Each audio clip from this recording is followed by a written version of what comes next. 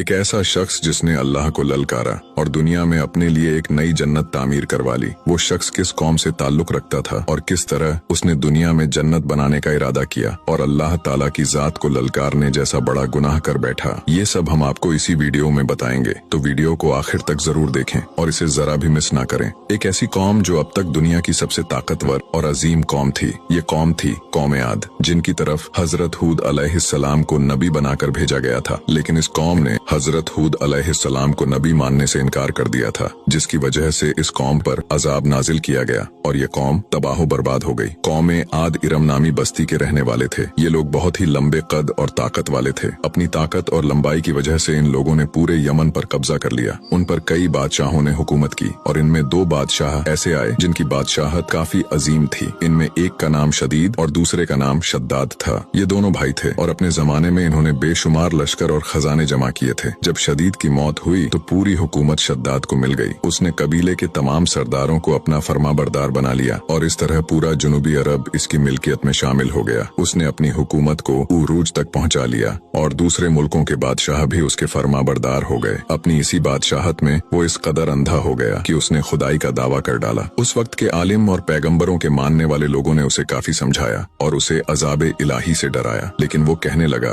कि मेरे पास दौलत और हुकूमत सब कुछ है, अब खुदा की इबादत की जरूरत नहीं और अब मैं किसी की इताअत नहीं करूंगा। शद्दाद ने हूद अलैहिस्सलाम से ये सुन रखा था कि जन्नत कैसी होगी और उसकी नेमतें और खूबसूरती कैसी होगी। चुनाचे उसने दुनिया में जन्नत बनाने का इरादा किया। वो कहता था कि मुझे उस जन्नत की जरूरत नहीं है जो खुदा ने बनाई है, ऐसी जन्नत तो मैं खुद दुनिया में ही बनाऊंगा। लिहाजा उसने 100 कारीगरों को जमा किया और उनमें से हर एक को 1000 आदमियों पर मुकर्रर किया और पूरी दुनिया के माहिर लोगों को वहाँ आने की दावत दी। उसने अपने भांजे को पैगाम भेजा जो कि ईरान का बादशाह था कि जितना सोना चांदी तुम्हारे पास है वो फौरन मेरे पास भेज दो। उसके भांजे ने ऐसा ही किया और तमाम सरदारों को ये हुक्म दिया कि सोने चांदी की कानों से ईंटें बनाकर भेजे और कोहे अदन के मुतस्सन एक मुरब्बा शहर जो 10 गज चौड़ा और 10 गज लंबा हो बनाने का हुक्म दिया। इसकी बुनियाद इतनी गहरी खुदवाई गई कि वो अंदर पानी के करीब पहुंच गई। फिर उन बुनियादों को संगे सुलेमानी से भरवा दिया। जब बुनियादें भरकर जमीन के बराबर हो गई तो उस पर सोने चांदी की दीवारें चुनी गईं, जिसकी लंबाई उस जमाने के हिसाब से 100 गज रखी गई। जब सूरज निकलता तो उसकी चमक से दीवारों पर निगाह नहीं ठहरती थी और ऐसी ही शहर की 4 दीवारी बनाई गई। इसके बाद इस 4 दीवारी के अंदर 1000 महल तैयार किए गए। हर महल 1000 सतूनों वाला था और हर सतून जवाहरात से जड़ा हुआ था। फिर शहर में एक नहर बनवाई गई और हर महल में उस नहर से छोटी छोटी नहरें ले जाई गई। हर महल में हौज और फव्वारे बनाए गए। उन नहरों के किनारों पर ऐसे पेड़ लगाए गए जिनकी जड़ें और शाखें सोने की और पत्ते जो जमर्रत के थे उनके फल मोती याकूत और दूसरे जवाहरात के बनवाकर उन पर टांग दिए गए। शहर की दुकानों और दीवारों को खुशबू से सिरतल किया गया। याकूत और जवाहरात के खूबसूरत परिंदे चांदी की ईंटों पर बनवाए गए जिन पर पहरेदार बारी बारी पहरे के लिए बैठते थे। जब इसकी तामीर मुकम्मल हो गई तो हुक्म दिया गया कि पूरे शहर में रेशम के कालीन बिछाए जाए। फिर नहरों में से किसी में मीठा पानी, किसी में शराब, किसी में दूध तो किसी में शहद और शरबत जारी कर दिया गया। रिवायतों में आता है कि इस जन्नत को बनाने में 300 साल लगे और शद्दाद की उम्र 900 साल के करीब थी। उसकी जन्नत तैयार होने के बाद वो अपने लश्कर के साथ, अपने गुरूर और तकब्बुर के साथ उस शहर की तरफ रवाना हुआ। जब वो इसके करीब पहुंचा तो वहाँ के तमाम लोगों ने उसका इस्तकबाल किया। फिर जैसे ही उसने अपनी जन्नत देखने के लिए उसका दरवाजा खोला तो अपने सामने एक अजनबी शख्स को खड़ा पाया। शद्दाद ने पूछा, तू कौन है और यहाँ कैसे आया? तो उस शख्स ने कहा, मैं मलकुल मौत हूँ। शद्दाद ने पूछा, क्यों आए हो? उसने कहा, तेरी जान लेने। शद्दाद ने कहा, मुझे इतनी मोहलत दे दो कि मैं अपनी बनाई जन्नत को देख सकूं। मलकुल मौत ने जवाब दिया, मुझे ये हुक्म नहीं है। शद्दाद ने फिर कहा, चलो इतनी ही मोहलत दे दो कि मैं घोड़े पर से उतर आऊं। मलकुल मौत ने कहा, मुझे इसकी भी इजाजत नहीं है। शद्दाद का पैर अभी दरवाजे की चौखट पर ही था कि मलकुल मौत ने उसकी रूह कब्ज कर ली।